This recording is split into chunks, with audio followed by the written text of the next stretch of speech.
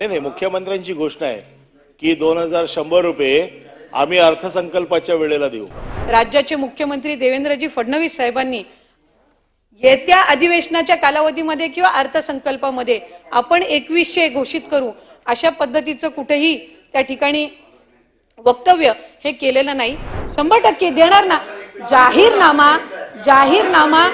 जाहीरनामा हा 5 वर्षासाठी असतो। या अर्थसंकल्पामध्ये 2100 करणार अशा पद्धतीचं वक्तव्य हे कुठेही केलेलं नाही। आपण जी घोषणा केलेली आहे की 2100 रुपये आम्ही पुढच्या अधिवेशनापासून म्हणजे या मार्चच्या अधिवेशनापासून म्हणजे पुढच्या बजेटपासून आम्ही देऊ, मुख्यमंत्र्यांनीच केलेली आहे। संजय राऊत नाही, मुख्यमंत्र्यांची घोषणा आहे की 2100 रुपये आम्ही अर्थसंकल्पाच्या वेळेला देऊ। तुमच्या जाहीर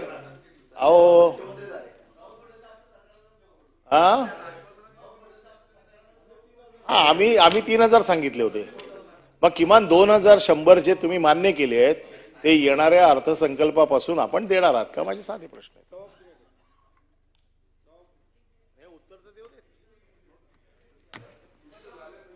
सभापती महोदय, सन्मान्य सदस्य महोदयांनी या ठिकाणी विचारल्याप्रमाणे खरं तर एक महायुतीच्या सरकारची सर्वात महत्त्वाकांक्षी योजना म्हणून आपण ही मुख्यमंत्री माझी लाडकी बहीण ही योजना घोषित केली आणि घोषित केल्यापासूनच साधारणपणे विरोधकांची टीका असेल ही त्याच्यावर होत राहिली, पण महिलांनी आणि लाडक्या बहिणींनी या योजनेला अतिशय उद्दंड असा प्रतिसाद दिला। आम्ही ज्या वेळेला जुलै महिन्यामध्ये याचं रजिस्ट्रेशन सुरू केलं त्यावेळेसपासून आत्तापर्यंत जवळपास 2,63,00,000 इतके अर्ज हे या ठिकाणी आपल्याला विभागाकडे प्राप्त झाले। वेगवेगळ्या स्तरावर त्या ठिकाणी रजिस्ट्रेशन ऑनलाईन पद्धतीनं करण्यात आलं आणि आपल्या माध्यमातून सभापती महोदय मी सन्मान्य सदस्य महोदयाने या ठिकाणी माहिती देऊ इच्छिते की साधारणपणे स्क्रुटिनीची जी प्रक्रिया ही ऑगस्ट महिन्यामध्ये आम्ही सुरू केली, कारण 1 जुलैपासून अर्ज भरण्याची प्रक्रिया ही सुरुवात झाली आणि ऑगस्ट महिन्यामध्ये आम्ही स्क्रुटिनीची सुरुवात त्या ठिकाणी करत असताना संजय गांधी निराधार योजनेचा जो डेटा आहे जो आमच्या विभागाला त्या ठिकाणी संबंधित विभागाकडून प्राप्त झाला त्यानुसार 25 ऑगस्ट रोजी आम्हाला जवळपास 1,97,000 सुमारे इतक्या संजय गांधी निराधार योजनेमध्ये लाभ घेत असणाऱ्या भगिनींचा त्या ठिकाणी डेटा प्राप्त झाला। ही प्रक्रिया जी आहे ही साधारणपणे रजिस्ट्रेशनची सुरू असल्यामुळे त्या टप्प्यात जसे जसे अर्ज होत गेले तशा पद्धतीनं संजय गांधी निराधार योजनेचे किंवा इतर जे काही योजना आहेत याचा जो डेटा आहे तो त्या ठिकाणी प्राप्त होत गेला। जुलै ऑगस्ट महिन्यामध्ये जितके अर्ज प्राप्त झाले त्यानुसार साधारणपणे हे 1,96,000 का 1,97,000 इतका डेटा प्राप्त झाला, तो त्याच वेळेला स्क्रुटिनीमधून आम्ही बाद केला। त्यानंतर सप्टेंबर महिन्यामध्ये जे रजिस्ट्रेशन झालं त्याच्यामध्ये साधारणपणे सप्टेंबर ऑक्टोबर महिन्याचा जवळपास 2,54,000 इतका साधारणपणे संजय गांधी निराधार योजनेचा आम्हाला डेटा प्राप्त झाला। त्याच वेळेला तत्कालीन तशी आम्ही त्या पद्धतीनं कारवाई करत गेलो। मधल्या कालावधीमध्ये नोव्हेंबर असेल, ऑक्टोबर असेल, नोव्हेंबर असेल, डिसेंबर असेल या कालावधीमध्ये आचारसंहिता होती आणि त्या आचारसंहितेच्या कालावधीमध्ये स्क्रुटिनीची जी प्रक्रिया आहे ही संपूर्णपणाने त्या ठिकाणी बंद होती। या व्यतिरिक्त सुद्धा प्रत्येक जी स्कीम असते ही स्टँड अलोन स्कीम असते आणि त्यामुळे त्याचा जो डेटा आहे तो आम्ही इतर विभागाकडून मागत असतो, त्याचा डेटा काही आम्ही ऍक्सेस परस्पर करत नसतो। ही कुठली योजना आपण संजय गांधी निराधार घेतलीत किंवा अन्न व नागरी पुरवठ्याची असणारी जी काही आनंदाचा शिधा असेल किंवा इतर जे योजना असतील ह्या सुद्धा इतर विभागाकडून त्याचा जो डेटा आहे हा प्राप्त करून घेत असतात। आपण त्याच्या डेटाचा ऍक्सेस काही परस्पर कुठलाही विभाग एकमेकाच्या डेटाचा ऍक्सेस काही करत नसतं। त्यामुळे जसा जसा डेटा प्राप्त होत गेला त्या पद्धतीनं या ठिकाणी आपण जी संबंधित आहे ती कारवाई करत गेलो। मला आपल्या सभापती महोदय आपल्या माध्यमातून सभागृहातील सदस्यांना सुद्धा या संदर्भातली माहिती द्यायची आहे की लाडक्या बहिणीचा जो GR आपण जुलै महिन्यामध्ये आणि ऑगस्ट महिन्यामध्ये जो काही शासन निर्णय आपण निर्गमित केला त्यात एकाही निकषामध्ये आम्ही आत्ताही निवडणूक झाल्यानंतरही बदल केलेले नाहीत। एकही निकषामध्ये आपण बदल केलेले नाहीत। या निकषाला अनुसरूनच आपण जी काही आहे ती प्रक्रिया आणि कारवाई ही करत गेलेलो आहोत. या व्यतिरिक्त जे काही जिल्हा स्तरावरून स्थानिक प्रशासनावरून जशा जशा तक्रारी प्राप्त होत गेल्या त्या तक्रारींच्या बद्दलची जी काही कारवाई आहे ती योग्य पद्धतीने आपण करण्यात आली.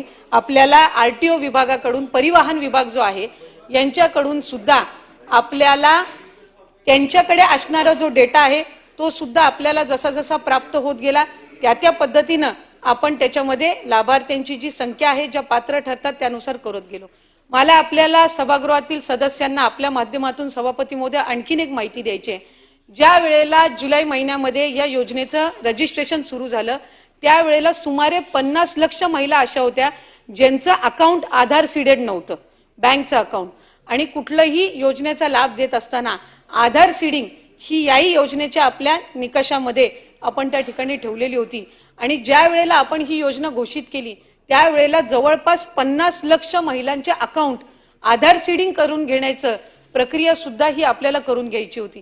त्यामुळे जसे जसे अकाउंट्स आधार सीडेड होत जातात तशा तशा पद्धतीनं या पात्र महिलांना त्यांच्या खात्यामध्ये हा लाभ जो आहे हा वितरित केला जातो आणि त्यानुसार ही संपूर्ण प्रक्रिया ही सुरू आहे.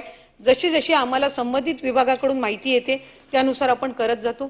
दुसरी महत्त्वपूर्ण गोष्ट, ही जी योजना आहे ही 21 ते 65 या वयोगटातील महिलांना आहे.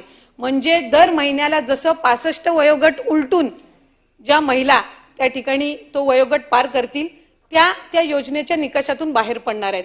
त्याच्यामुळे ती संख्या सुद्धा ही दर महिन्याला अपडेट होत जाणार आहे आणि त्यानुसार जी लाभार्थ्यांची संख्या आहे याच्यामध्ये बदल होणार आहे. दरवेळेला सुमारे नाही म्हटलं तरी आता 1,20,000 इतक्या ज्या महिला आहेत ह्या 65 वयोगटाच्या पुढे गेलेल्या आहेत.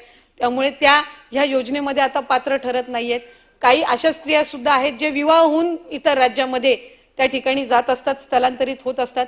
त्यामुळे ही जी प्रक्रिया आहे ही ऑनगोईंग आहे आणि मला आपल्या सभापती महोदय माध्यमातून सन्मान्य सर्व सदस्यांनी या ठिकाणी सांगायचंय की आज जवळपास 2.5 कोटी इतक्या महिलांपर्यंत या योजनेचा लाभ आपण पोचवत असताना दरवेळेला त्या महिलांना आपण अशा पद्धतीनं त्यांच्या खात्यावर ज्या वेळेला हा निधी आम्ही सन्मान निधी जमा करत असतो त्यावेळेला महायुतीच्या सरकारचं त्या योजनेचं या सबंध माता भगिनी लाडक्या बहिणी अभिनंदनच करत असतात. त्यांच्या आयुष्यामध्ये आलेला हा सकारात्मक बदल हा त्यांना जाणवत गेला आणि त्याचे पडसाद कुठं ना कुठं तरी आपल्याला त्या ठिकाणी निवडणुकीच्या कालावधीमध्ये पाहायला मिळाले असतील. 2100च्या संदर्भातलं आपण त्या निमित्ताने उल्लेख केला. राज्याचे मुख्यमंत्री देवेंद्रजी फडणवीस साहेबांनी येत्या अधिवेशनाच्या कालावधीमध्ये किंवा अर्थसंकल्पामध्ये आपण 2100 घोषित करू अशा पद्धतीचं कुठेही त्या ठिकाणी वक्तव्य हे केलेलं नाही. राज्याची सबंध एखादी योजना ज्या वेळेला आपण जाहीर करत असतो त्यावेळेला ती योजना जाहीर करत असताना इतर 100% देणार ना.